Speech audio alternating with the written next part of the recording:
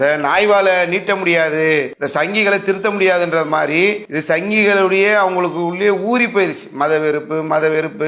Operation சிந்தூர்ல கர்னலாக நின்று பணியாற்றியவர் ஒரு முஸ்லீம். ஆனா முஸ்லீம்களை வந்து நீ அந்நிய நாட்டுக்காரன் வெளிநாட்டுக்காரன் இந்த சித்திரத்தை ஏற்படுத்துறத தூக்கி ஓரம் போடுங்க.